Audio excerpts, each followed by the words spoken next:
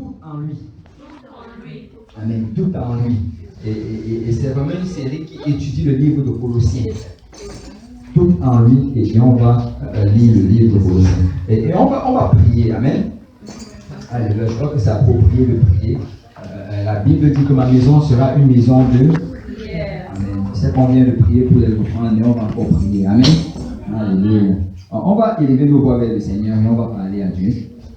Alléluia. Père, nous tout le monde te rendons grâce. Merci Seigneur pour ta présence parmi nous. Merci pour ton esprit que nous pouvons ressentir en ce lieu. Merci Seigneur pour l'œuvre que tu es en train de faire au milieu de nous, alors que nous te louons et que nous t'exaltons, Père. Papa, nous voici Seigneur, alors que nous voulons entendre de ta part. Oins-nous Seigneur, oins-moi le prédicateur, afin que j'annonce ta parole sans crainte ni faveur, mais que je l'enseigne exactement comme tu veux que ton peuple Seigneur l'entende. Père, je prie Seigneur pour chaque oreille ici présente, que nos oreilles soient attentives, que nos cœurs Seigneur soient réceptifs.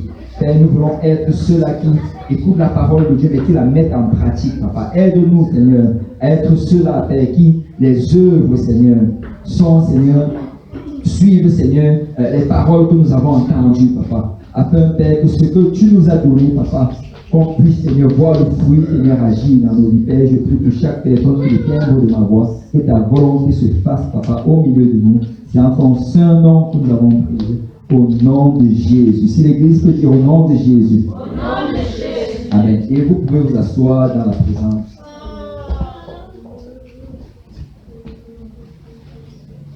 Le frère Pierre veut faire une annonce rapide pour l'évangélisation. Amen. Gloire à Dieu tout le monde. Amen. En fait, qui était là mardi passé? Waouh, c'était très chaud mardi. Amen. Et on a atteint un total de 11 personnes à l'évangélisation. Waouh, alléluia. On était dehors, on était dans le propre Mazie. On évangélisait, on a partagé la parole de Dieu. Amen. Donc je voulais juste encourager le groupe de continuer de même. Et la semaine prochaine, c'est une annonce spéciale. Tapote ton volet, tu portes attention. La semaine prochaine, en fait, c'est le jeûne et la prière. Amen. Et nous, on veut se retrouver ici pour prier. La Bible dit qu'on ne peut pas entrer dans la maison d'un homme fort et piller ses biens sans l'avoir lié. Amen. On ne peut pas entrer dans la maison du frère François comme ça. Ça prend quelqu'un de plus grand. Amen. Et on connaît qui est le plus grand. C'est le nom de Jésus. Amen. Donc on va venir ici, on va prier et on va prier à partir de 19h. Si vraiment on peut être là à l'heure, on va prier de 19h à 21h pile. Amen.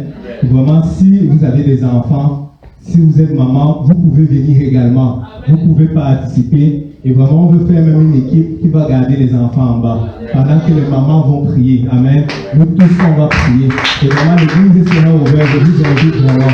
Que le Seigneur vous bénisse. Amen. Alléluia. Gloire au nom du Seigneur.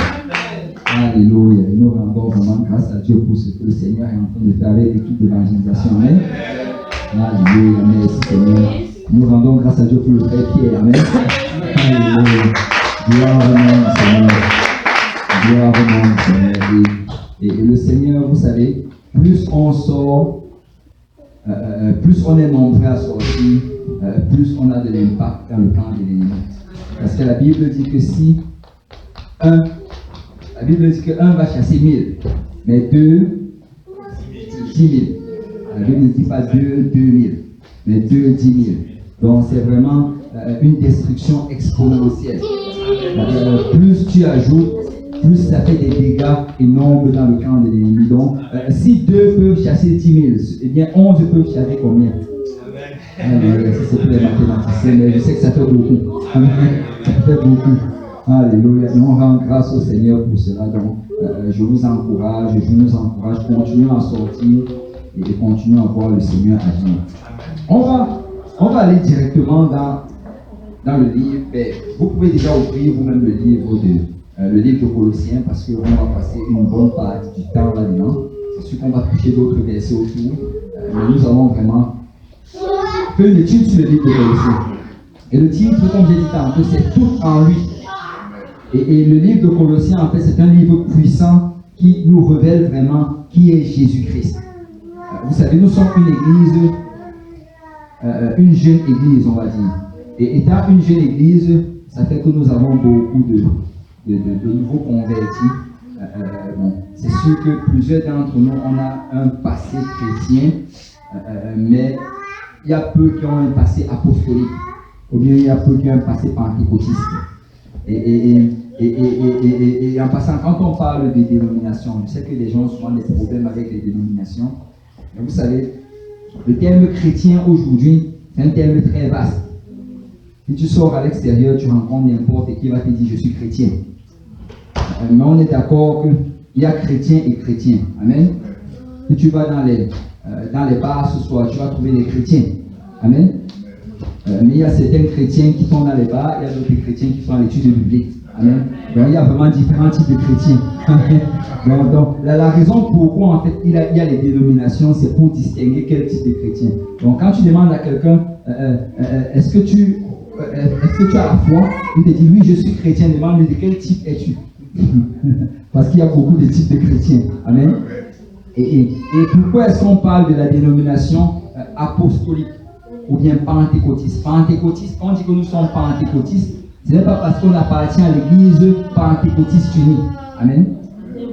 En fait, je suis dans l'église pentecôtiste unie parce que je suis pentecôtiste. Amen.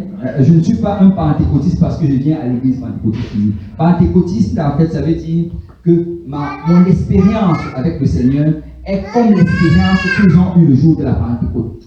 En fait, c'est être un pentecôtiste.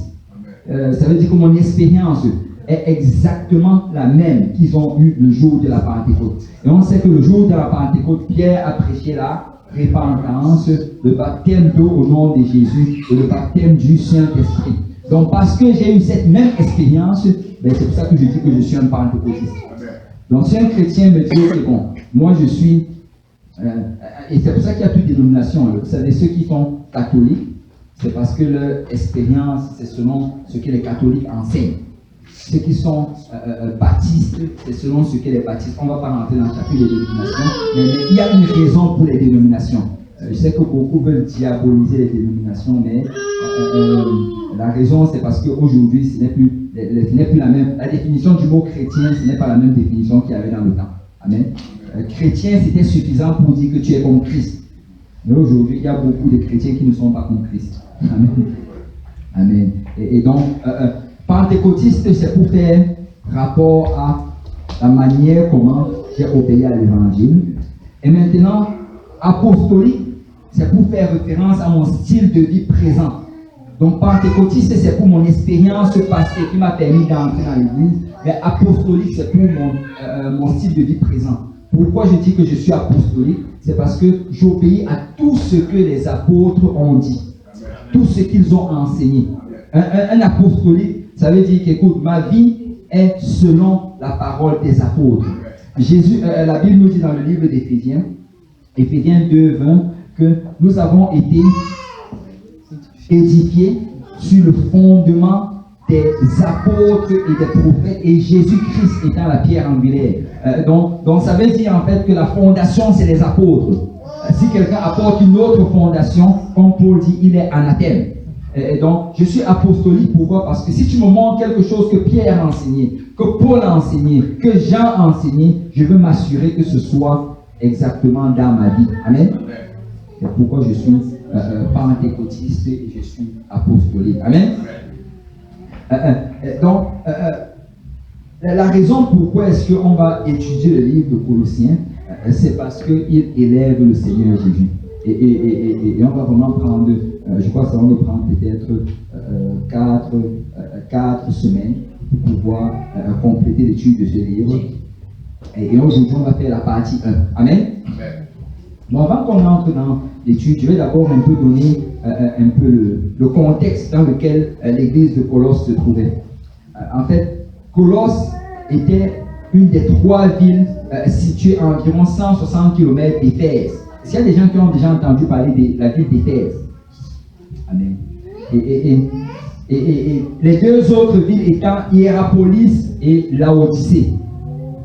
C'était une région cosmopolite riche. Et toutes sortes de religions et de philosophies étaient représentées. C'était une métropole en fait. Et c'était une ville en fait que les Romains avaient établi un statut de métropole. Il y avait beaucoup de choses importantes qui se passaient dans cette ville. Et comme dans toute grande ville, il y a aussi beaucoup de types de religions. Et il y avait toutes sortes de religions, il y avait toutes sortes de philosophies que tu allais trouver dans cette ville. Et il y avait même une grande colonie juive dans la ville de Colosse.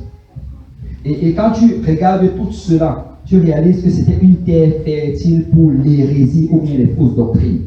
Vous savez, plus il y a différentes religions, plus il y a différentes philosophies et enseignements, mais ça fait à ce que les gens ont tendance à mélanger les choses et à créer des fausses doctrines.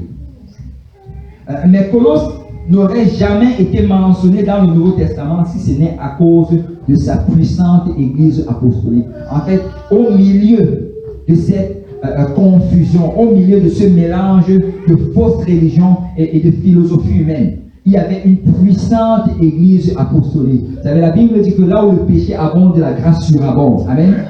Tu sais, tu peux étendre, le diable peut étendre les ténèbres dans n'importe quel endroit. Mais laisse-moi te dire que Dieu peut faire briller une lumière. Et nous sommes peut-être dans une ville aujourd'hui. Vous savez, quand j'étudiais ceci, je réalise que Montréal, c'est une ville où il y a beaucoup d'hérésie. C'est une ville où il y a beaucoup de types de religions. Aujourd'hui, si tu sors dehors, tu vas trouver des gens qui croient en n'importe quoi. Il y a toute forme de religion là-dehors. Mais je rends grâce à Dieu qu'il y a une église apostolique qui croit dans le seul et l'unique frère Dieu. Amen. Alléluia, gloire au nom du Seigneur.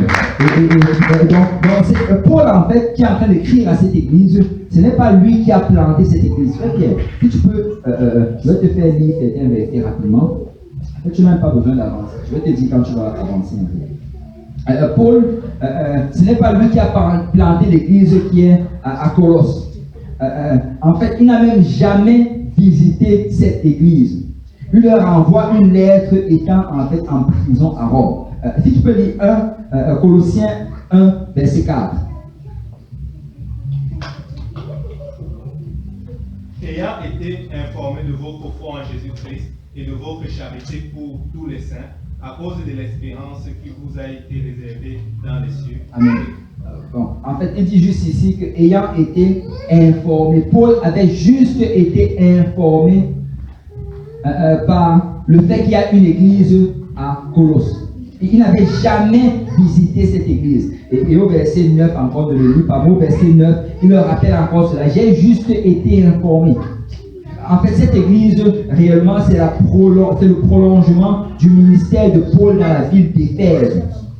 C'est l'Esprit de Dieu avait tellement agi à Éphèse, où Paul avait travaillé, que Éphèse a commencé à impacter toutes les autres régions qui se trouvaient autour. Et ça, c'est le type en fait d'impact que nous voulons avoir. Amen.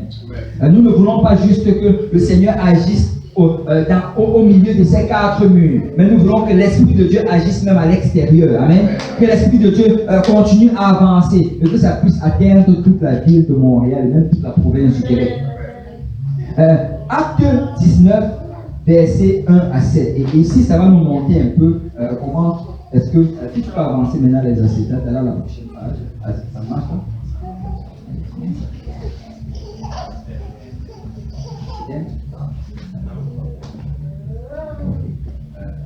Il fallait me dire parce que je vais le connecter à Internet.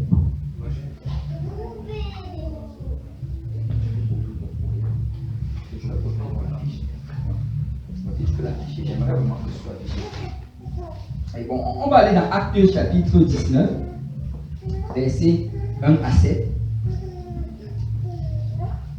Et Acte 19, en fait, ça nous dit ici que pendant qu'Apollo était à Corinthe, Paul, après avoir parcouru les hautes provinces de l'Asie, vint à Éphèse. Il y trouva quelques disciples. Et là, je crois que je suis en train de lire une version différente de la vôtre, parce que je lis de la version orale. Il y trouva quelques disciples et leur dit: avez-vous reçu le Saint-Esprit lorsque vous avez cru? Il leur répondit: nous n'avons pas même entendu dire qu'il y ait un Saint-Esprit. Il leur dit: de quel baptême avez-vous donc reçu? Il répondit: le baptême de Jean. Alors Paul dit: il est vrai que Jean a baptisé du baptême de la repentance.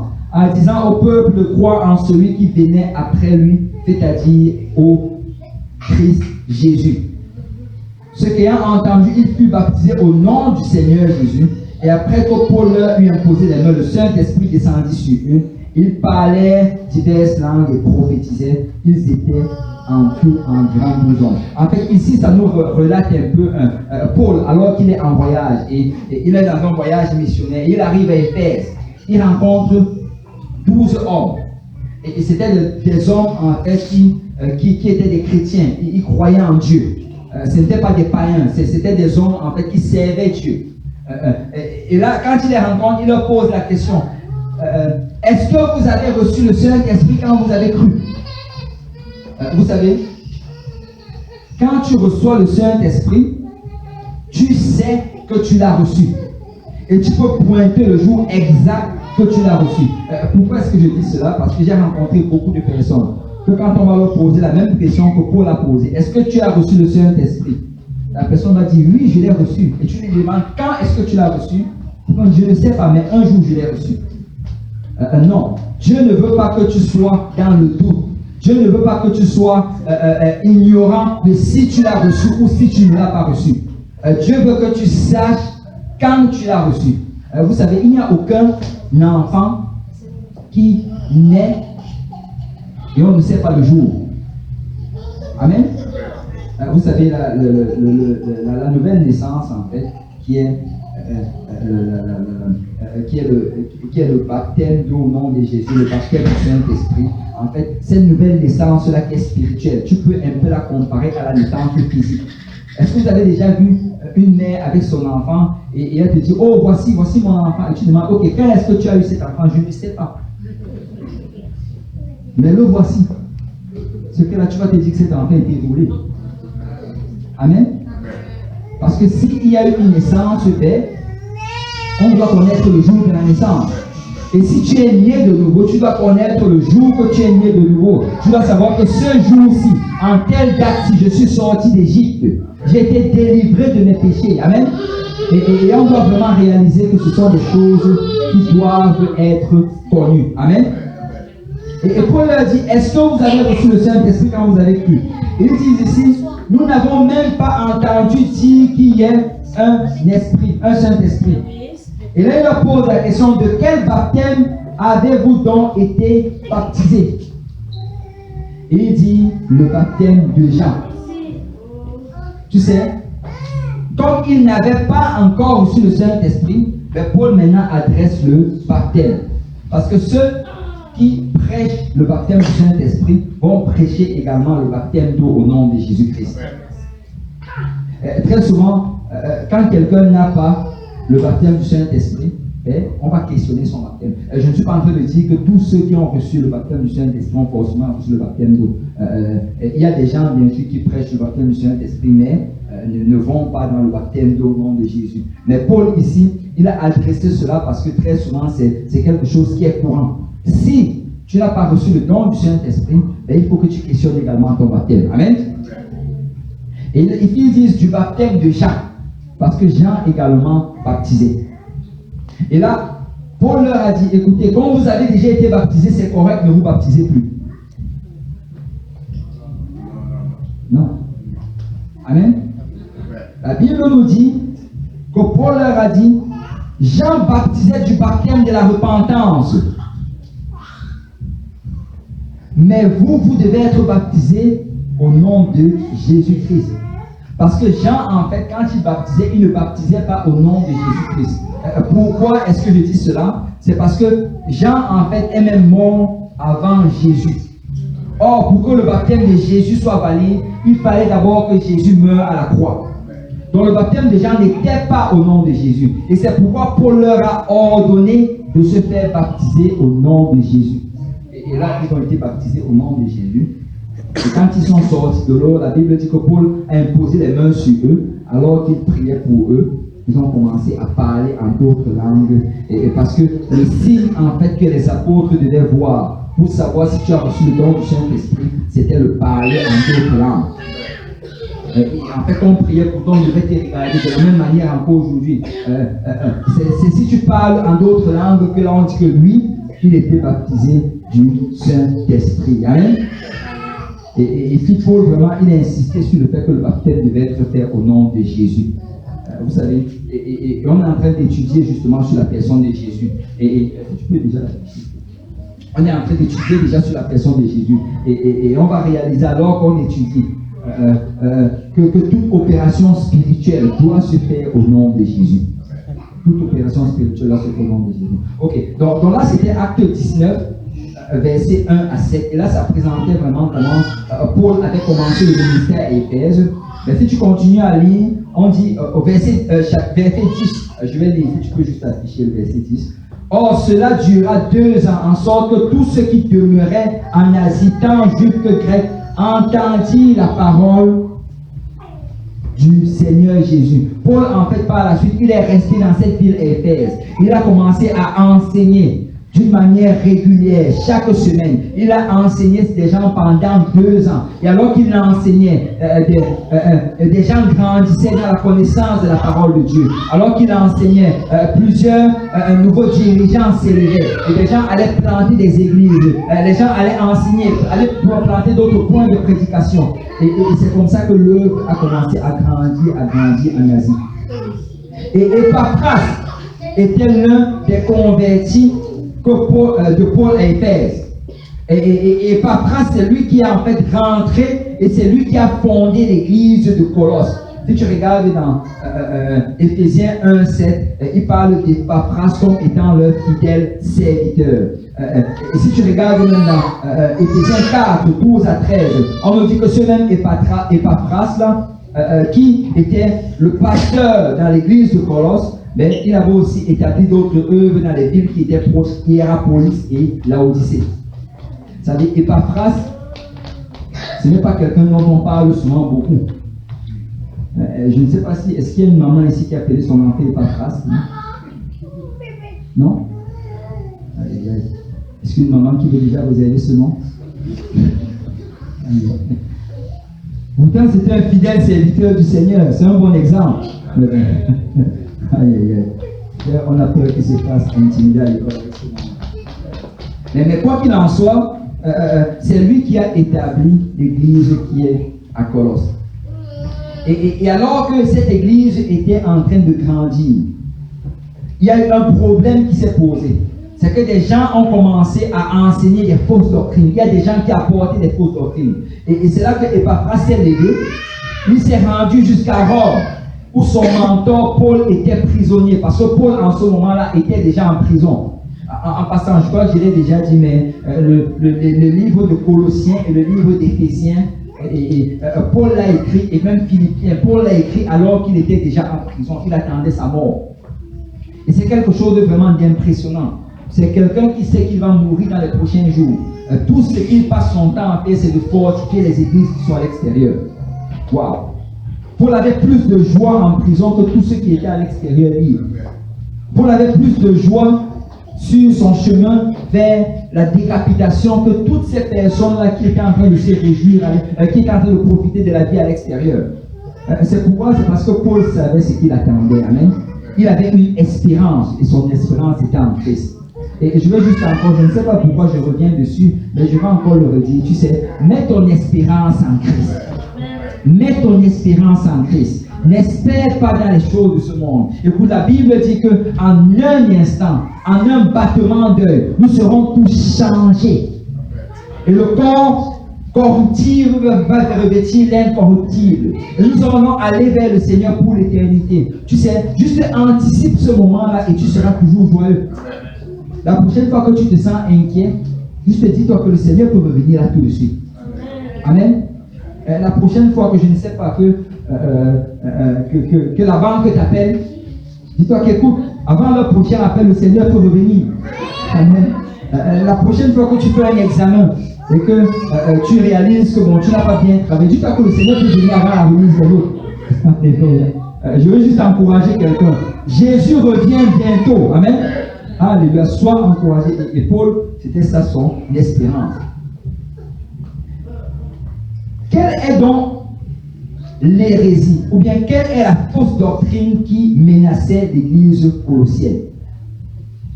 En fait, c'était un mélange, c'était un message mélangé.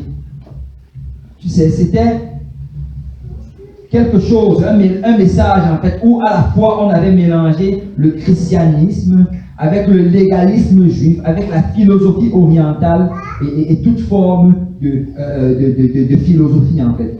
En fait, ces personnes avaient créé leur propre type de doctrine. Et ils niaient la vérité apostolique. Vous savez, les faux enseignants de Colosse n'avaient pas régné Jésus, mais ils avaient juste réduit Jésus. Et si tu regardes en fait, c'est un peu les mêmes choses qui se passent aujourd'hui. Jésus n'est pas régné, mais Jésus est réduit. Et je vais bien m'expliquer. Si tu regardes, une fois j'ai étudié cela, écoutez, si vous êtes musulman, ou bien si vous étiez musulman, le but de ceci, ce n'est pas de vous offenser, mais je vais juste dire la vérité. C'est une fois je regardais et je pensais par rapport à l'islam. Parce que dans l'islam, on prend une partie de l'Ancien Testament. Et bien sûr, on la modifie. C'est au lieu que ce soit Isaac qui a été offert en sacrifice, on te dit que c'est Ismaël. Au lieu que ce soit Isaac, l'enfant choisi, on te dit plutôt que c'est Ismaël. Donc cette partie-là est changée. Et j'avais déjà eu à argumenter avec certains de mes amis musulmans, parce que quand j'étais à l'école, j'en avais beaucoup, ils étaient beaucoup dans notre programme. Et j'avais déjà eu à argumenter avec eux, et eux plutôt ils disaient que c'est la Bible qui avait été modifiée. Mais ce qu'ils disaient ne fait pas de sens. Parce que la Bible, elle avait été entièrement écrite et scellée. Je parle de l'Ancien Testament. 400 ans avant Jésus-Christ. Entièrement écrite et scellée. Mais Mohamed, il a écrit le Coran à 600 ans après Jésus-Christ. Donc ça ne fait pas de sens. Ça ne fait pas de sens. Donc s'il y a quelque chose qui est faux, ça ne peut pas être la Bible. Parce que c'était là depuis. Si la Bible dit que c'était Isaac que Dieu avait choisi, et un homme se lève un jour, il écrit quelque chose 1000 ans, parce que si tu fais 400 ans plus 600 ans, 1000 ans, un millénaire après, il a une révélation que non, 1000 ans avant, quand je n'étais même pas encore né, ce n'était pas Isaac, mais c'était Ismaël. Ça ne fait pas de sens. Ça ne fait pas de sens. Je ne sais pas si c'est logique, ce n'est même pas spirituel, c'est juste logique. Amen. Et en fait, qu'est-ce que Mohamed a fait? C'est que s'il y avait un musulman qui était là, on allait essayer de l'égorger, mais je vais dire la vérité. Il a pris l'Ancien Testament et il a juste modifié les choses qu'il devait modifier dedans. Et ensuite, maintenant, il a ajouté ses affaires à l'intérieur. Et pourquoi est-ce qu'il a fait cela? Tout simplement parce que tu ne peux pas enlever Jésus-Christ de l'histoire. Vous savez, il fait partie de l'histoire. Et il ne pouvait pas dire que Jésus n'a jamais existé. C'était impossible parce que même les historiens vont dire que ce que tu dis c'est de la folie. Il ne pouvait pas dire qu'Abraham n'avait pas existé, que Moïse n'avait pas existé. Mais tout ce qu'il a fait, c'est juste prendre ces choses et les changer. Donc l'islam aujourd'hui, qu'est-ce qu'ils disent? C'est qu'ils disent que Jésus, c'est un prophète. Donc ils n'ont pas régné Jésus, mais ils ont réduit Jésus. Et c'est ça que tu vas voir dans la majorité des religions. Ils vont réduire Jésus. Ils vont dire que Jésus n'est pas ressuscité. Que lui, il est allé sur la croix, mais il n'est pas ressuscité. Que non, quelques jours avant qu'il ne meure, on est juste venu l'enlever de la croix et on a mis quelqu'un d'autre. Alors, dans toutes ces choses-là, c'est juste pour régner Jésus. Et c'est ça le but. Et vous savez, ça peut-être, j'ai pris cet exemple, c'est un exemple extrême. Et on peut le voir à l'œil nu. Mais la majorité du monde chrétien aujourd'hui, ce qu'ils font, c'est qu'ils réduisent Jésus. Ils réduisent Jésus à la deuxième personne de la Trinité. Ils réduisent Jésus pour certains à un ange puissant. Quand tu regardes tout cela, c'est toujours réduire Jésus. Qu'est-ce que ces faux enseignants faisaient? C'est qu'ils ne régnaient pas, mais ils réduisaient. La deuxième chose également, c'est que ils lui donnaient la prominence, que tout le monde dise prominence, dans leurs enseignements, mais ils ne lui donnaient pas la prééminence, que tout le monde dise prééminence. Vous savez, la prominence, ça veut dire que quoi? Ça veut dire une importance. Qui disait que Jésus est important, lui. Il venait, il disait, oui, Jésus est important. Mais il ne donnait pas la prééminence. La prééminence, ça veut dire que Jésus est premier. Ils allaient accepter que oui, tu peux ajouter Jésus. C'est ça que certains ont dit. Ajoute Jésus dans ta vie. Non, je ne veux pas ajouter Jésus. Je veux le mettre au centre de ma vie. Je veux qu'il soit le premier en toutes choses dans ma vie. Je veux que c'est lui qui est le premier et le dernier mot dans ma vie. Je ne veux pas lui donner l'importance ou la prominence, mais je veux lui donner la prééminence. Tu sais, avant de faire la moindre des choses, consulte d'abord Jésus. Avant de prendre une décision pour ta famille, pour ta vie, consulte d'abord Jésus. Ne le considère pas comme un personnage important, mais considère-le comme un personnage premier. Amen. Et ça, c'est vraiment l'erreur critique d'une grande partie du christianisme aujourd'hui. Et ils vont diminuer Jésus. Ils vont diminuer Jésus. Et Paul, en fait, dans le livre de Colossiens, comment est-ce qu'il va aborder cela? Comment est-ce qu'il va répondre à ces personnes-là qui réduisent Jésus? Ben, il va éliminer la fausse doctrine en élevant Jésus. C'est au lieu d'essayer de combattre ceux qui le réduisent, toi élève le Seigneur. Amen. Assure-toi de l'élever. Tu n'as pas besoin d'argumenter, juste élève. Et c'est réellement ça que Paul a fait dans ce livre. Vous savez, plus de 30 fois, en 4 chapitres seulement, il emploie le mot tout, que tout le monde dise tout. Il emploie le mot tout, parce que tout est en lui. Il dit que Jésus-Christ n'est pas seulement important, mais il est le premier, parce que tout est en Jésus-Christ. Amen. Et là, on va commencer à survoler, et on va lire vraiment rapidement, frère Pierre, si tu peux aller vite. On va lire, tu peux passer les acétates, je vais les lire. Colossiens, dans chapitre 2, verset 3, il dit, en qui sont renfermés tous les trésors de la sagesse et de la science. En fait, il dit que tous les trésors de la sagesse, c'est si tu veux avoir la sagesse, si tu veux avoir la science, tout cela s'est renfermé en Christ. Tu sais, si tu veux comprendre la parole de Dieu, il faut d'abord te mettre en Christ. Amen. La Bible dit en fait que ceux qui, en fait c'était à Nicodème, c'est ça, approché de Jésus, le Seigneur lui a dit, écoute, si tu ne nais de nouveau, tu ne peux voir le royaume des cieux. Ça veut dire que si tu veux être capable de voir des choses de cette Bible, avoir la révélation que Dieu veut que tu aies, ça prend d'abord d'entrer en Christ, qui est la nouvelle naissance. Parce que tous les trésors de la science et tous les trésors de la sagesse sont en Christ. Amen. Colossiens 2:9 a dit, car en lui habite corporellement toute la plénitude de la divinité. En fait, la Bible dit que dans le corps de Jésus, la plénitude, ça veut dire tout ce qu'il y a de la divinité, tout ce qu'il y a de Dieu. Écoute, hors de tout ce qu'il y a de Dieu, il reste quoi? Rien. Donc, tout ce qu'il y a de Dieu se trouve en Christ. Hors de Christ, il n'y a pas d'autre Dieu. Il est le seul et l'unique et le vrai Dieu, le Dieu véritable. Il est le créateur du ciel et de la terre. En lui habite toute la plénitude de la divinité. Et regardez, la Bible dit, ça c'est un verset puissant. C'est un verset en fait, est-ce qu'il y a des gens ici là qui ont étudié les puissances en mathématiques ou bien en calcul? 10 à la puissance 3 par exemple. En fait, dans ce verset, qu'est-ce que Paul a fait? C'est qu'il a pris Dieu, il a mis cela à la puissance 3. Et je vais vous expliquer. C'est quand il dit en lui habite corporellement toute la puissance de toute la plénitude de la divinité. Ok, le mot divinité, c'est quoi le mot divinité? C'est quoi la divinité? Tout ce qui est de Dieu. C'est ça. La divinité, c'est tout ce qu'il y a de Dieu. Amen.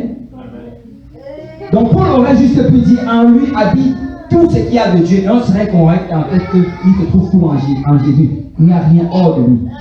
Mais avant de mettre divinité, il a mis plénitude. C'est quoi le mot plénitude? C'est quoi la racine du mot plénitude? Plein. Donc c'est comme s'il disait tout. Quand on dit que c'est plein, si une bouteille est pleine, Ça veut dire qu'elle a de l'eau jusqu'en haut. Elle est toute pleine. Donc là, Paul aurait pu dire, en lui habite corporellement la plénitude de la divinité. On allait comprendre qu'il dit tout de Dieu. Là, ça fait deux. Mais avant de mettre plénitude, il met le mot tout. Donc Paul dit, en Christ habite corporellement toute la plénitude de la divinité. En fait, c'est comme s'il disait, en Christ habite corporellement tout ce qu'il y a de tout ce qu'il y a de tout ce qu'il y a de Dieu. C'est Paul est en train de dire tout à la puissance 3 de ce qu'il y a de Dieu se trouve en Christ. Et si Paul fait cela, c'est pour qu'on comprenne que hors de Christ, il n'y a pas de Dieu. Et c'est vraiment ça le but derrière cela. Il n'y a pas 3 personnes en Dieu. Il n'y a qu'un seul Dieu. La Bible dit qu'on était fait à l'image de Dieu. Amen. Si nous avons été fait à l'image de Dieu, est-ce que nous sommes 3 personnes? Non. Mais pourquoi Dieu serait donc 3 personnes? En fait, je vais juste, je ne vais pas m'attarder dessus, mais le mot Trinité, c'est réellement un mot qui a été inventé dans les années 300 après Jésus-Christ. Les apôtres ne connaissaient pas le mot Trinité. C'est si tu montes au ciel, quand on va aller au ciel, tu demandes à Paul, ou bien même pas, parce que là, il doit sûrement nous entendre, mais si tu rentres dans le temps, avant que Paul ne meure, et tu le regardes et tu dis, Paul, est-ce que tu peux m'expliquer c'est quoi la Trinité? Il va te demander mais tu viens d'où encore avec cette nouvelle doctrine? Parce qu'il ne connaissait pas ce mot-là. Pierre non plus ne connaissait pas ce mot-là. Amen. Et moi, je veux être un apôtre. Amen. Je veux juste connaître ce que les apôtres connaissaient. Amen. Et ne rien connaître de ce qu'ils ne connaissaient pas. Le mot Trinité, c'est des mots qui étaient ajoutés après par les hommes. Et ça ne vient pas de Dieu. Parce qu'il n'y a pas 3 personnes en Dieu. Il n'y a qu'un seul Dieu. Amen. Et la Bible dit au verset 10, vous avez tout en lui. Amen. La Bible dit en fait que tu as tout en Christ. Je crois que j'avais déjà parlé de cela, de cette sœur-là qui, elle était venue un jour témoigner à Saint-Laurent. Et elle racontait comment, en fait, elle est d'abord venue, elle a commencé à remercier le pasteur. Elle était devant l'assemblée. Elle dit, merci pasteur, merci mes frères, parce que vous m'avez révélé la vérité. Elle a dit qu'avant j'étais catholique. J'ai vécu pendant longtemps, j'étais catholique. Mais quand vous êtes venu, vous m'avez prêché la vérité, c'était difficile. J'ai combattu. J'avais des objets devant lesquels je priais à la maison. J'avais des petites statues, les photos de Jésus et toutes ces choses que je priais devant. Mais merci pour la vérité que vous nous avez prêchée. Et après avoir raconté cela, elle dit, je dois aussi faire une confession, que je rends vraiment grâce à Dieu parce que même ma vie de prière s'est améliorée. Elle dit qu'avant, j'allais, pendant mon temps de prière, j'allais diviser cela en 3 parties. La première partie, j'allais prier pour le Père. La deuxième partie, j'allais prier pour le Fils. La troisième partie, j'allais prier pour le Saint-Esprit. Et elle dit que souvent, je finissais ma prière et j'étais tellement triste, j'étais tellement attristé, parce que j'ai réalisé que j'avais prié ce jour-là peut-être un peu plus pour le Fils que pour le Père, et peut-être le Père allait être offensé. Mais je rends grâce à Dieu parce que maintenant je sais que je dois juste prier Jésus. Alléluia. Je dois juste prier Jésus, parce que nous avons tout pleinement en lui. Alléluia. Alléluia. Écoute, juste prie le Seigneur Jésus-Christ. Juste élève ta voix vers Jésus. Parce que le nom de Dieu, c'est Jésus. Dieu, en passant, Dieu, ce n'est pas un nom. Dieu, c'est un titre. Il y a plusieurs dieux à l'extérieur. En fait, ce sont des faux dieux. Mais le seul Dieu qui est digne de louange, le seul vrai Dieu, son nom, c'est Jésus. Amen. Alléluia. Colossiens 1, 16 à 19. Car c'est en lui qu'ont été créées toutes choses dans les cieux et sur la terre. Waouh! La Bible dit qu'en lui ont été créées toutes choses dans les cieux et sur la terre, les visibles et les invisibles, soit les trônes, soit les dominations, soit les principautés, soit les puissances. Tout a été créé par lui et pour lui. Il est avant toutes choses et toutes choses subsistent par lui. Il est celui qui est la tête du corps de l'Église. Il est le commencement, le premier-né d'entre les morts, afin qu'il tienne le premier rang en toutes choses. Car il a plu à Dieu de faire habiter toute plénitude en lui. Waouh! Colossiens 3, 17. Et quoi que vous fassiez, wow. Quoi que vous fassiez, ça inclut toutes choses, en parole ou en œuvre. Il y a des gens qui ignorent ce verset alors que c'est un verset très puissant. La Bible nous dit que ce que tu dois faire même dans la parole. Amen. Et on le fait tout le monde le fait dans la parole, sans se déranger. Tout le monde va invoquer la bénédiction dans la parole au nom de Jésus. On va invoquer la guérison. On va prier pour les malades au nom de Jésus. On va chasser les démons au nom de Jésus. Mais la Bible dit non seulement dans la parole, mais dans l'œuvre aussi. Amen. Et la partie des œuvres, c'est toute œuvre que nous faisons en Christ, dans le Seigneur. Donc, comme le baptême par exemple, c'est une œuvre. Quand nous baptisons, la Bible dit qu'on doit également le faire au nom du Seigneur Jésus. Tout doit se faire au nom du Seigneur Jésus.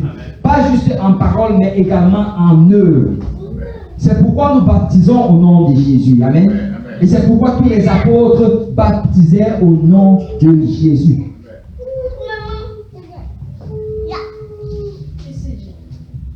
Bon, là maintenant, ce que nous allons faire, c'est que nous allons essayer d'un pas accéléré, mais on va survoler le livre de Colossiens. Je ne sais pas autant je ne sais pas aussi loin qu'on va aller, mais on va le survoler et on va étudier un peu la parole de Dieu comme on le faisait dans le temps. C'est-à-dire d'une manière chronologique, ou bien d'une manière suivie. Colossiens 1, versets 2 à 3. Paul dit d'abord aux frères en Christ, les saints et les fidèles à Colosse. Là, je lis la version Osterval. La grâce et la paix vous soient données de la part de Dieu notre Père et du Seigneur Jésus-Christ. Nous rendons grâce à Dieu, le Père de notre Seigneur Jésus-Christ, dans les prières que nous faisons sans cesse pour vous. Ok, ça c'est souvent ce qui mène beaucoup de gens à la confusion.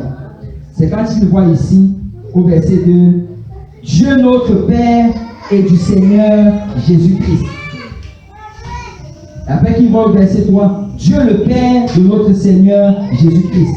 En fait, le « et » que vous voyez ici, le mot hébreu, le mot grec pour cela, c'est « kai ». Et ce mot-là, si tu vas bien regarder dans le lexique grec, ce mot, ça signifie, ça peut être utilisé comme « et », mais ça peut également être utilisé comme « lui-même ». Lui-même. Et dans ces cas-ci, quand Paul fait les salutations, en fait, il est en train de dire Dieu, notre Père, lui-même le Seigneur Jésus-Christ. Ou bien Dieu le Père de lui-même notre Seigneur Jésus-Christ. Il n'est pas en train de parler de deux personnes différentes. En fait, ce qu'il fait, c'est que c'est une manière pour les Juifs de parler, parce que quand ils allaient parler, ils allaient mettre en relation avec l'autorité avec laquelle ça venait. Et je vais m'expliquer. Vous savez, dans l'Ancien Testament, tu vas voir la plupart du temps, on va parler du Dieu d'Abraham. Du Dieu d'Abraham. Le peuple d'Israël se réclamait de servir le Dieu d'Abraham. En fait, ce qu'ils étaient en train de dire, c'est que l'alliance abrahamique, nous l'avons aujourd'hui à cause de la relation de Dieu avec Abraham. Tout ce que le peuple d'Israël allait réclamer au Seigneur, il le réclamait au Dieu d'Abraham. C'est parce que leur alliance dépendait de la relation avec Abraham. Et ce que Paul est en train de faire ici, c'est que quand il mentionne toujours le Père de notre Seigneur Jésus-Christ, il est en train de dire en fait que ce que nous recevons aujourd'hui, c'est uniquement à cause de la relation du Père avec le Fils, à cause de la relation de l'Esprit avec la chair. Parce que si Christ n'était pas, si Dieu ne s'était pas manifesté en chair, s'il n'y avait pas eu une chair pour l'expiation des péchés, ben nous n'aurions pas droit à cela. Donc c'est pourquoi il dit toujours le Père de notre Seigneur Jésus-Christ. Et en même temps aussi, il essaie de briser la pensée légaliste des pharisiens et de toutes ces personnes attachées à l'Ancien Testament. Il leur faisait comprendre, écoutez, vous aimez beaucoup le Dieu d'Abraham, le Dieu d'Abraham. Mais maintenant, il est temps de dire le Père de notre Seigneur Jésus-Christ. Nous sommes dans une nouvelle alliance. Et cette alliance est meilleure que l'ancienne alliance. Il n'est pas en train de parler ici là de deux dieux différents, parce qu'il ne peut pas y avoir deux dieux différents. Vous savez, il y a des gens qui se posent des questions, et j'ai déjà entendu cette question-là. On dit, oui, mais si Jésus est Dieu, pourquoi est-ce qu'il a prié le Père? Et les gens posent souvent, mais pourquoi est-ce qu'il a prié le Père? Si tu dis qu'il est Dieu, pourquoi est-ce qu'il a prié le Père?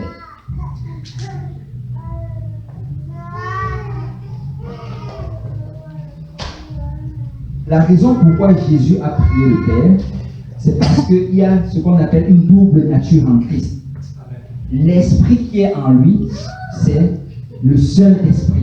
La Bible dit qu'il a reçu l'esprit sans mesure, donc toute la plénitude de la divinité était en lui. Mais le corps qu'il a, était un corps humain. Il était 100% Dieu dans son esprit, mais 100% homme dans sa chair. Et la preuve qu'il était 100% homme dans sa chair, quand on l'a frappé, il s'est blessé. Quand on a cloué ses mains, le sang est sorti. Sa chair n'était pas différente de notre chair. La chair de Christ n'était pas divine.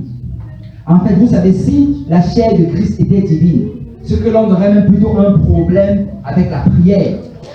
Parce que s'il était 100% Dieu, s'il était Dieu par lui-même, juste dans sa chair, et si on avait deux dieux, ou bien trois dieux qui nous disent dans la Trinité, on aurait un gros problème. Parce que comment un Dieu peut prier un autre Dieu? Vous savez, un Dieu ne prie pas. Amen. Un Dieu, en fait, la définition de Dieu, c'est quelqu'un qui a l'autorité suprême. Il n'a pas besoin d'un conseil pour faire quoi que ce soit. Mais Jésus, en fait, dans son esprit, il était le Dieu d'éternité, mais dans sa chair, il était homme. Et c'est pourquoi, en fait, il devait prier, parce que sa chair devait prier. Sa chair devait se soumettre. Vous savez, le seul moyen pour la chair de se soumettre à l'esprit, c'est par la prière. Et je vais encore le répéter. Le seul moyen pour la chair de se soumettre à l'esprit, c'est par la prière. Nous avons l'Esprit de Dieu en nous, amen, quand nous avons reçu le Saint-Esprit. Mais le seul moyen pour pouvoir marcher selon l'Esprit, c'est si nous prions, si nous nous soumettons cette chair-là à l'Esprit de Dieu. Et la raison pourquoi Jésus priait, c'est parce qu'il avait une chair humaine. Et cette chair devait se soumettre à l'Esprit, amen. Et quand on parle ici de Dieu, le Père de notre Seigneur Jésus-Christ, ce n'est pas deux dieux, c'est un seul Dieu, mais c'est juste pour faire référence à l'œuvre expiatoire du Christ qui nous fait avoir une alliance meilleure que l'alliance d'Abraham. Amen. Et mon verset, je vais essayer de paraphraser, je vais aller très rapidement. Mon verset 6, il parle de l'évangile. L'évangile, en fait, qui est donné à tout le monde entier. Vous savez, ces docteurs-là de la loi qui étaient venus, ce qu'ils faisaient, dans la Bible, on les appelle les judaïsants. Ce qu'ils allaient faire, c'est que quand Paul allait planter des églises, ou bien que les disciples de Paul allaient planter des églises, ils allaient aller dans ces églises-là pour essayer de confondre la foi de certains chrétiens. Ils allaient prêcher des choses contraires de ce que Paul avait prêché. Paul allait aller et prêcher que, écoute, tout se trouve en Christ. Juste croire en Jésus, obéir à l'évangile et vivre dans la sanctification. Mais ces gens allaient venir un peu plus tard. Ils allaient dire, écoute, oui, vous pouvez garder Jésus, mais il faut aussi la circoncision. Mais il faut aussi les fêtes des lunes. Mais il faut aussi regarder, ne plus manger le porc et toutes ces choses-là.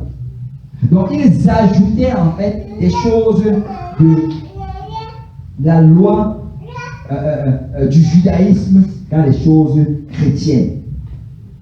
Et en faisant ça, ils essayaient de tromper les croyants. Et vous avez peut-être aujourd'hui, on n'a pas des gens qui se promènent d'église en église et qui prêchent ce genre de choses. Mais nous avons quand même des gens qui se promènent sur Internet et qui prêchent tout genre de doctrine. Ils vont être sur Internet et aujourd'hui, vous savez, Internet, c'est venu avec ses bons côtés, mais aussi avec beaucoup de mauvais côtés.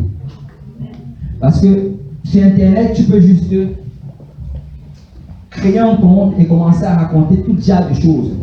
Et très souvent, ils vont raconter beaucoup de choses pour que les gens les suivent et mettent des likes. Et c'est pourquoi ceux-là qui prêchent les fausses doctrines ont souvent le plus de personnes qui les suivent sur Internet.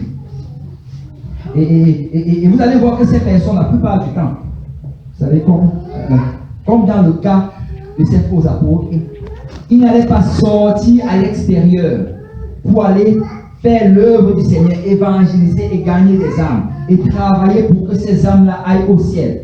Mais ils allaient juste se mettre sur Internet et commencer à critiquer les autres églises, juste pour essayer de confondre la foi de plusieurs chrétiens. Et on doit vraiment comprendre, vous savez, il n'y a aucun apôtre qui était dans le ministère de la critique. On doit vraiment comprendre cela. Tu ne vas voir aucun des 12 qui étaient dans le ministère de la critique. Aujourd'hui, il y a des pasteurs qui sont des spécialistes dans le ministère de la critique. Ils restent sur Internet et ils commencent à montrer les vidéos de telle église, de tel pasteur. Et ils disent que le Seigneur les a envoyés pour, je ne sais pas, révéler les œuvres des ténèbres. Je ne sais pas, ce genre de choses. Écoute, il n'y a aucun apôtre qui disait ce genre de choses. Les apôtres sortaient et allaient gagner des âmes. Amen. Ils n'allaient pas travailler dans un terrain qui avait déjà été travaillé. Ils partaient juste gagner des âmes. Vous savez, il y a 6 milliards de personnes, 7 milliards même déjà, 7 milliards de personnes à l'extérieur. Comment ça se fait que des gens, le seul endroit où ils trouvent pour aller prêcher, c'est dans des églises?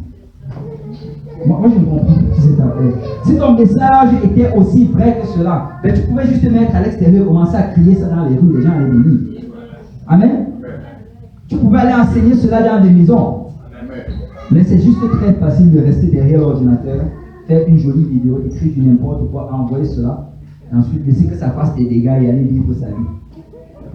Et nous devons vraiment faire attention à cela. Amen.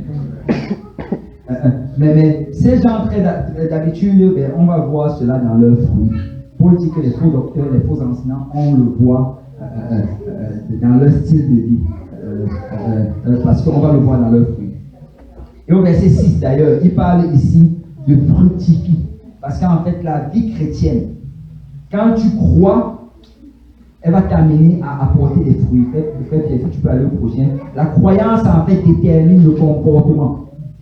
Si tu crois, ton comportement va changer. Amen. Lorsque le missionnaire John Patton traduisait la Bible dans une des îles hébrides, il avait du mal à trouver un mot exact pour traduire le concept croyance. Mais il a découvert un mot en gaélique qui signifiait pencher tout son poids. Et c'est ce mot qu'il a finalement utilisé pour décrire la foi ou bien la croyance dans la Bible qu'il était en train de traduire. Et ce mot-là, en fait, c'est très révélateur réellement de la foi. Parce que si tu as la foi, ben ça signifie que tu t'appuies totalement sur le Seigneur Jésus-Christ. Ça veut dire avoir la foi, ça veut dire se confier au Seigneur sans réserve. C'est comme si vous savez, j'ai la foi que cette chaise est bâtie solide. C'est pourquoi je peux me pencher dessus. Si j'avais des doutes par rapport à cela, je n'allais pas le faire. Parce que j'allais me retrouver par terre. Alors quelqu'un qui a la foi, c'est quelqu'un qui croit que Dieu va pouvoir. Je peux juste m'appuyer sur lui. Que je fasse bien ou que je ne fasse pas bien, Dieu va m'aider. Amen. Et c'est réellement ça, avoir la foi. Maintenant, au verset 9, on va juste survoler rapidement. Au verset 9, en fait, tu vois ici, il dit que je n'ai pas arrêté de prier pour vous. Ça, c'est vraiment impressionnant. Parce que Paul, comme j'ai dit tantôt, ne connaissait pas ces personnes. Amen. Mais la Bible dit que de sa prison, il priait pour ces personnes. Vous savez, ça doit être un message pour certaines personnes aujourd'hui. Je sais que, alors, surtout les mamans, je sais qu'alors qu'on commence à faire des enfants, et on devient de moins en moins mobile. Et que peut-être avant tu étais dans l'équipe d'évangélisation, avant tu donnais les études bibliques, mais tu sais, il y a une œuvre par contre que tu peux faire à la maison et être très efficace là-dedans. Et comme Pierre l'a même dit tout à l'heure, tu peux venir mardi prochain et être très efficace dedans, et c'est dans la prière. Amen. Tu peux prier même pour des gens que tu ne connaissais pas comme Paul le faisait, et c'était efficace. Amen. La Bible nous parle, je ne sais pas si vous la connaissez, Anne, dans le Nouveau Testament. On nous dit que Anne, en fait, elle était mariée, jeune, et elle avait vécu avec son mari pendant 7 ans. Après, il était décédé. Mais la Bible dit qu'au lieu de se remarier, Tout ce que Anne a décidé de faire, c'est juste de consacrer le restant de sa vie au Seigneur. Et Anne, ce qu'elle faisait continuellement, c'est qu'elle venait prier dans le temple et elle jeûnait et elle priait jusqu'à le Seigneur l'utilisait dans la prophétie. Et je ne suis pas en train de dire aux gens du corps, ne pas se remarier.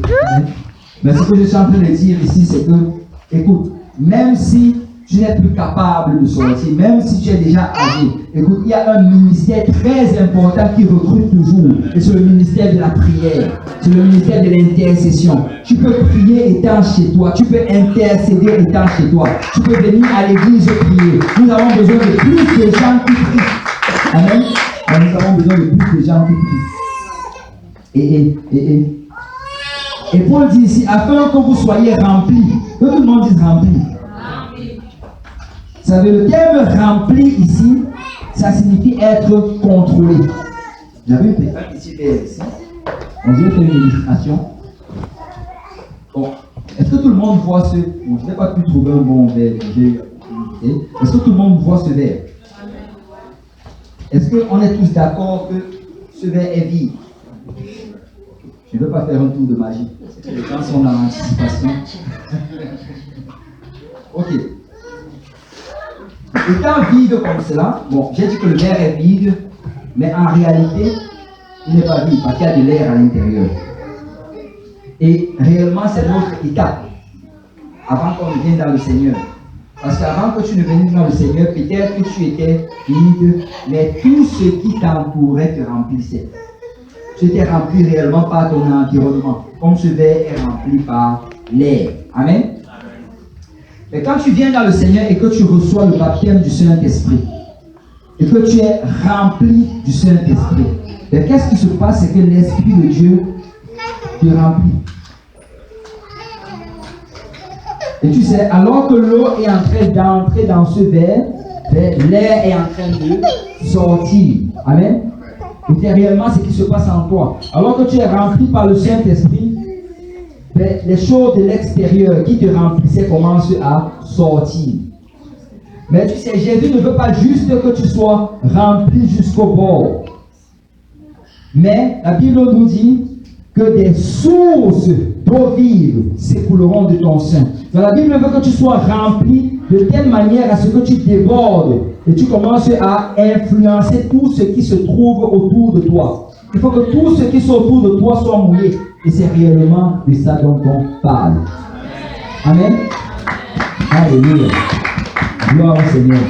Je sais qu'il y a des gens qui sont très inquiets pour l'eau qui est en train de s'écouler. Alléluia. Mais ne vous en faites pas, ça va aller. Amen.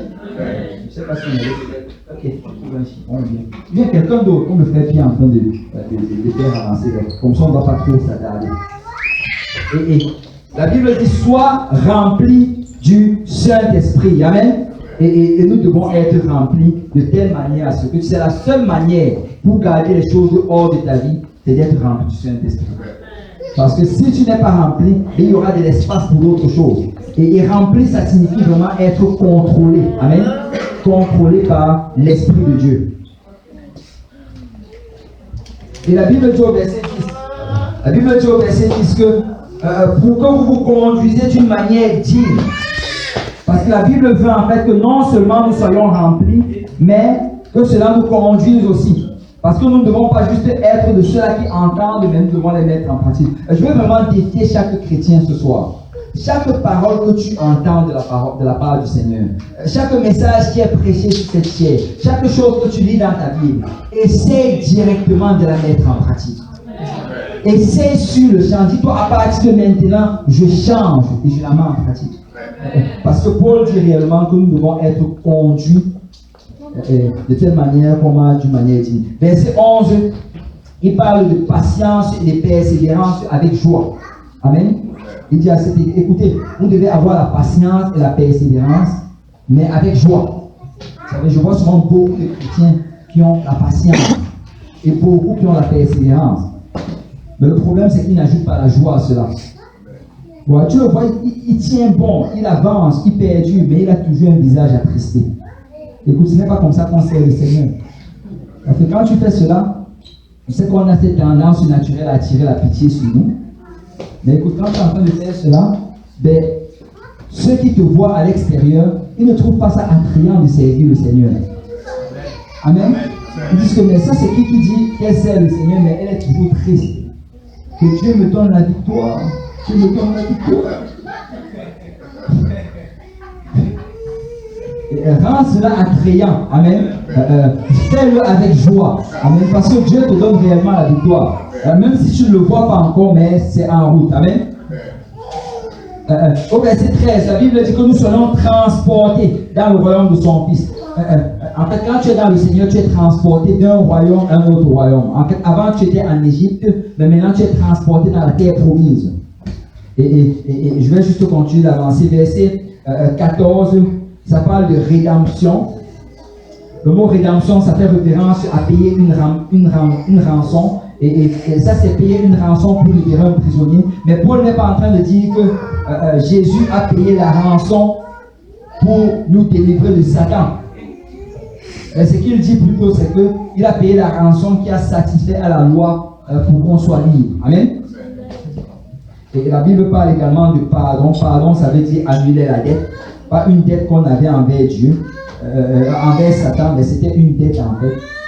C'était selon la loi. Mais regardez le verset 15. Au verset 15, la Bible nous dit qu'il est l'image. Il est l'image. Que tout le monde dise l'image. L'image, ça signifie une représentation exacte et une révélation. En fait, quand on dit que Jésus est l'image, ça veut dire en fait que quand tu vois Jésus, ben, tu as vu la représentation de Dieu. Amen. Et regardez, Hébreux 1, 3. Si tu peux lire, il faut.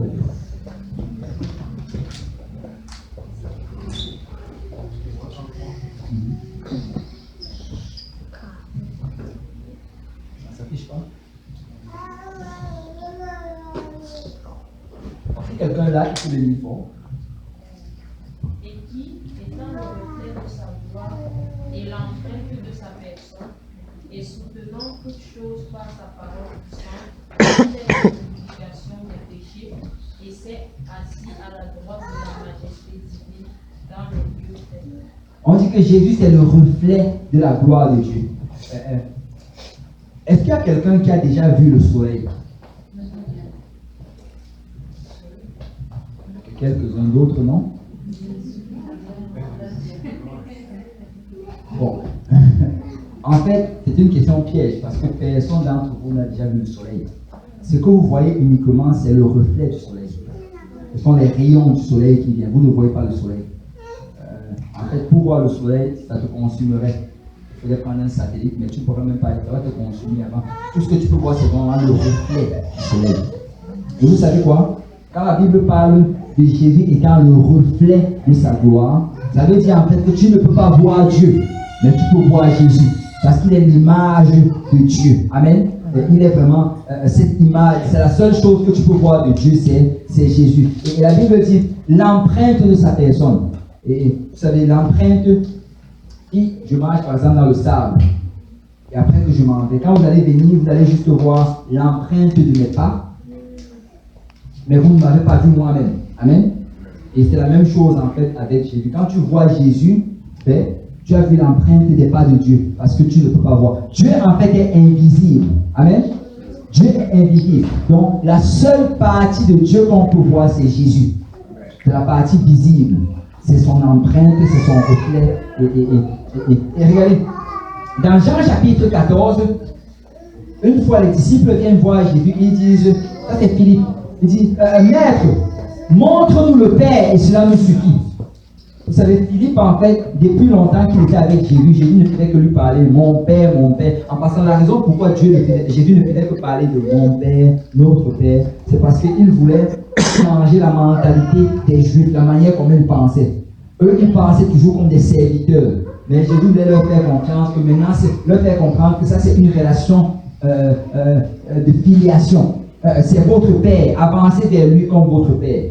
Mais là, Philippe, il vient voir Jésus, mais montre-nous maintenant le Père. Et cela nous suffit.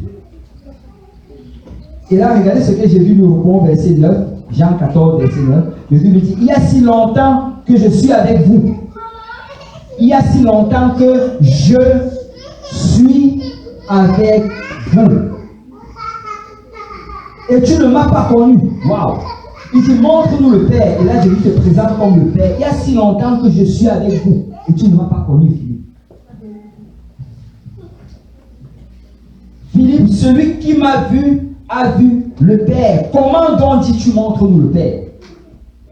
C'est quand tu vas aller au ciel.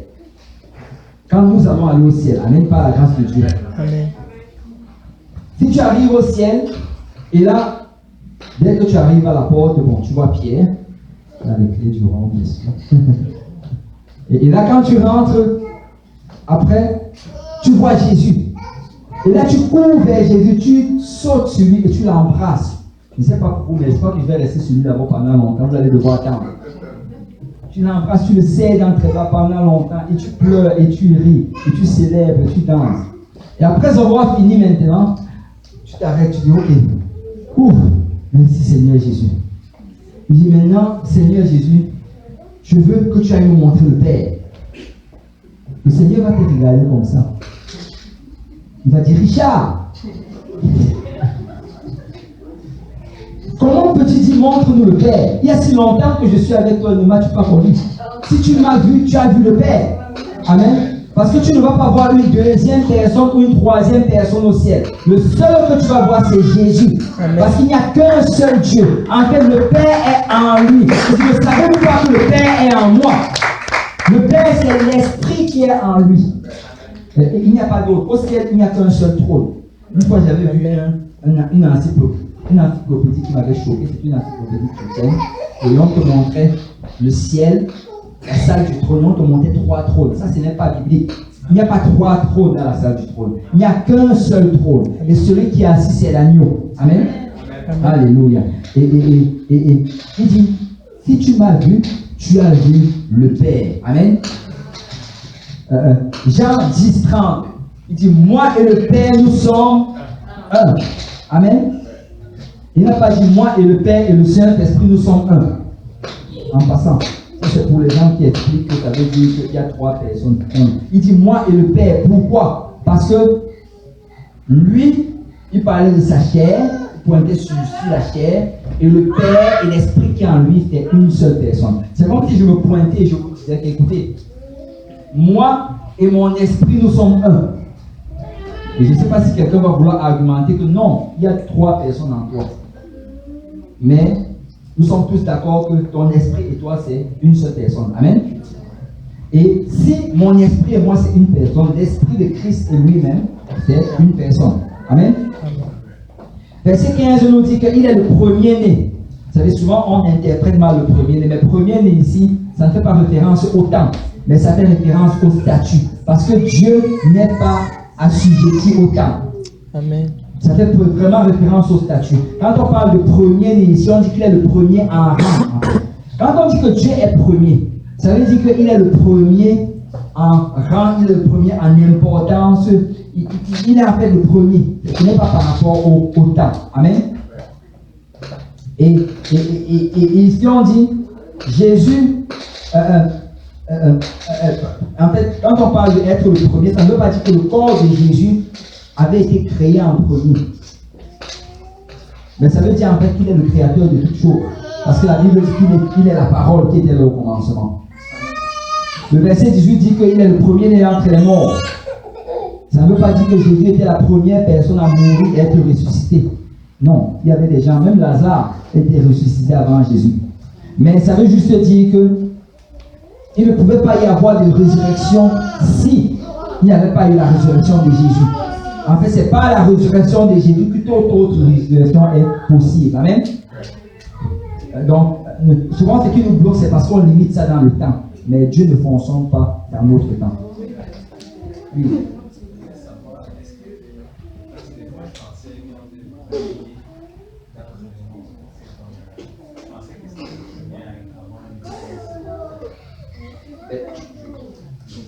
Ouais, et tu peux. Mais c'est-tu que on ne parle pas, comme il n'a pas mentionné ici le corps glorifié, il a juste parlé de né dans le monde. C'est sûr que peut-être, parce qu'on ne peut pas vraiment dire exactement si Paul aussi ne faisait pas référence à ça, parce qu'il aurait aussi bien pu y faire référence. Mais quoi qu'il en soit, ça n'empêche qu'il est le premier à avoir le corps glorifié, mais il est le premier né d'entre les morts, dans le sens qu'il a vraiment, c'est pas à lui en fait que toute autre chose. Regardez, en ce qui concerne par exemple, il est le premier né de la création. C'est quand on parle du premier né de la création, on comprend que ça ne veut pas dire que Jésus a été créé en premier. Tu vois. Mais qu'est-ce qui se passe, c'est que avant de créer Adam, il y avait déjà l'image de Jésus. Parce que la Bible nous dit dans le livre de Romains que Adam est l'image de celui qui devait venir. Donc avant toute chose, Jésus était déjà là. Peut-être pas physiquement, mais il était déjà là spirituellement et dans la pensée. Vraiment, tout a été fait par lui. Regarde. Et c'est pourquoi au verset 17, on dit toutes les choses subsistent en lui. Vous savez, ce monde aujourd'hui, si ça subsiste, c'est uniquement par le Seigneur Jésus. Amen. Bon, on va bientôt finir. Donnez-moi juste quelques minutes et après on va conclure ceci. Il y a une molécule. N'avance pas, on va pas au prochain. Je vais juste un peu parler de cela. Il y a une molécule.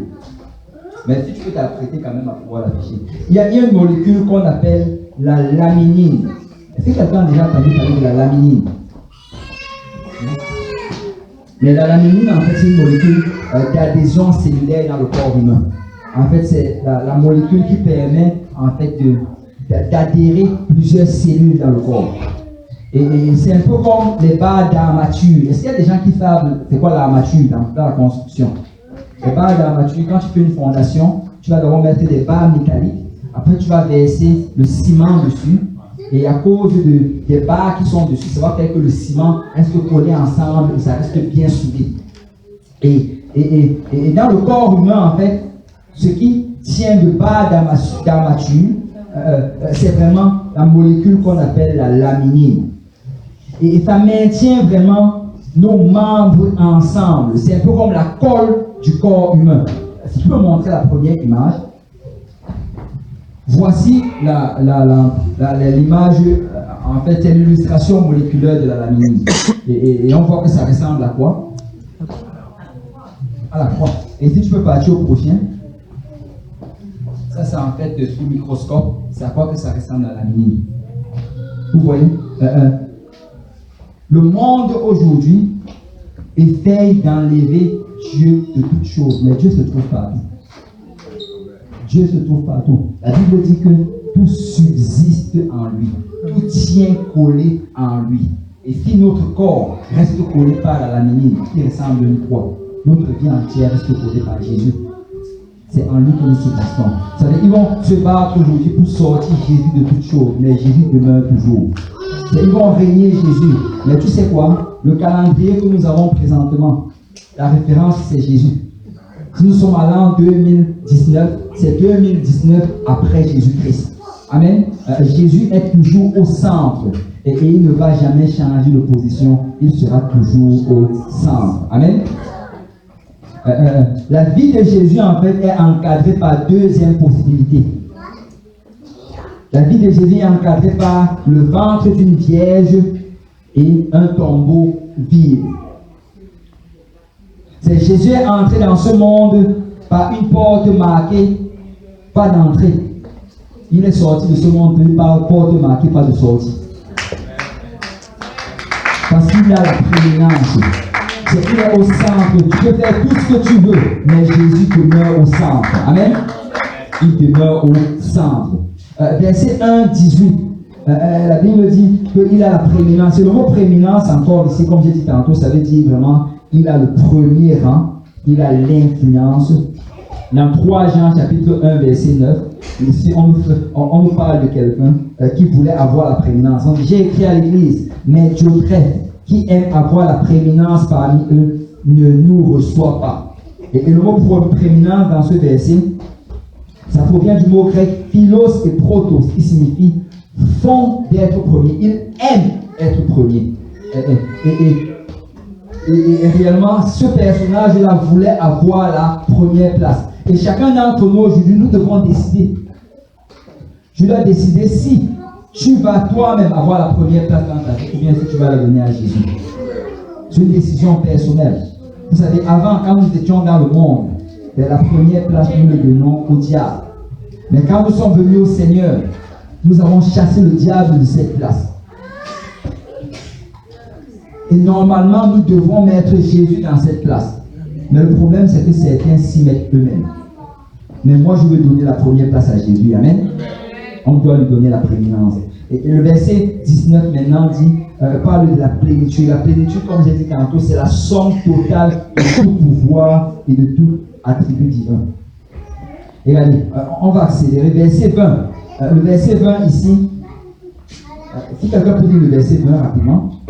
Il a voulu par lui réconcilier tout avec lui-même, tant ce qui est sur la terre que ce qui est dans les cieux, en faisant la paix par lui, par le sang de sa croix. Amen. On dit ici que il a voulu par lui réconcilier. Vous savez, parce que Jésus est à la fois Dieu et homme, il peut agir comme médiateur. Il peut réconcilier avec Dieu les saints pécheurs qui étaient perdus.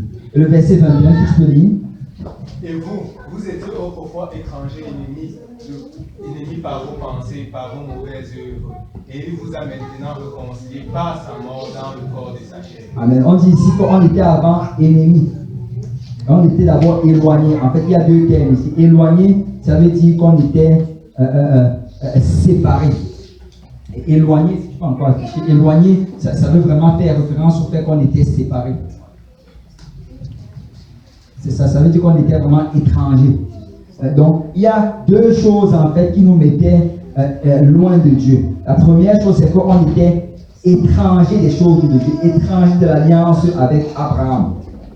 Mais la deuxième chose également, c'est qu'on était ennemis. C'est-à-dire qu'on était activement hostiles. Hostiles par nos actions. On vivait dans le péché. Mais il nous a réconciliés par sa mort. Nous ne sommes pas sauvés par la vie de Jésus, mais nous sommes sauvés par sa mort. Amen. C'est pourquoi ceux-là qui diminuent Jésus en disant qu'il n'est pas mort à la croix. Vous savez, si Jésus n'était pas mort à la croix, c'est que nous serions encore dans nos péchés. Et on doit vraiment faire attention à cela. Et le but de cette réconciliation, verset 22.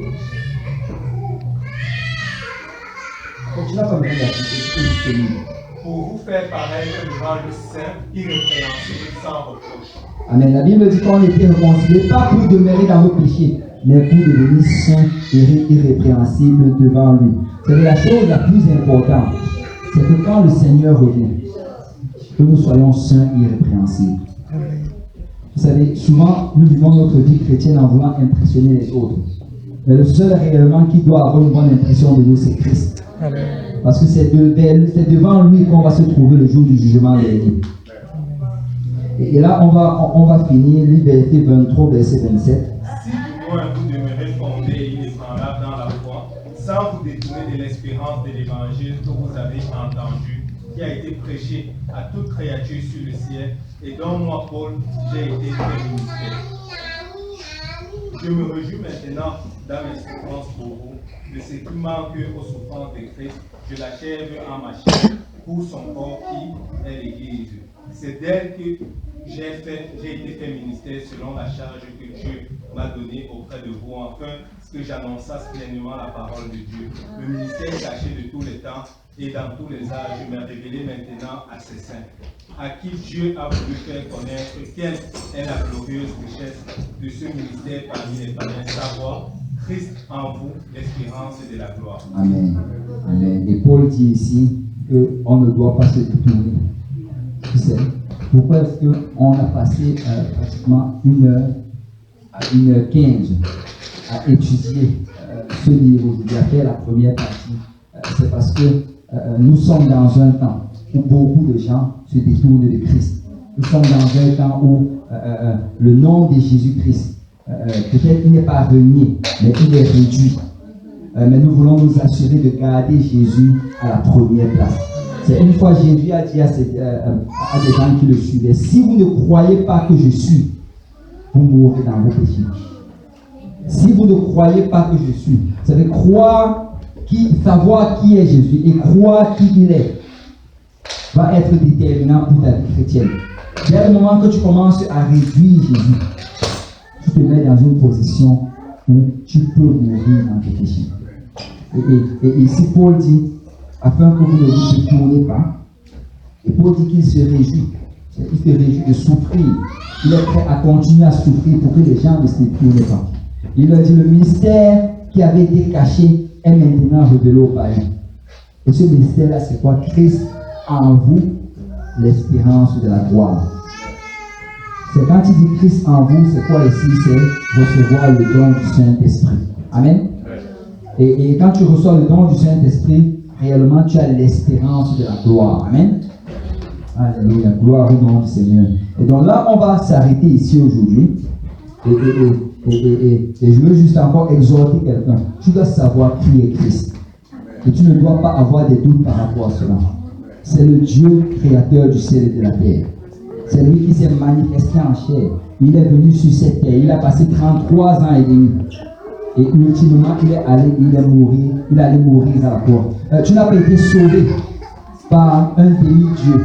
Tu n'as pas été sauvé par une deuxième personne au milieu de trois dieux. Non, tu as été sauvé par le Dieu qui a créé toutes choses. Lui qui était esprit, il s'est créé une chair. Et la Bible dit, comme je dis tantôt, corporellement, ça veut dire qu'il s'est créé un corps. Il est venu mourir pour nos péchés. Amen. Alléluia. Gloire au nom du Seigneur. Gloire au nom du Seigneur. Donc là, on va arrêter ici aujourd'hui. Je ne sais pas s'il y a des questions en ce qui concerne la personne de Jésus-Christ. Alléluia. Gloire au nom du Seigneur. On va dans ce livre, on va prier.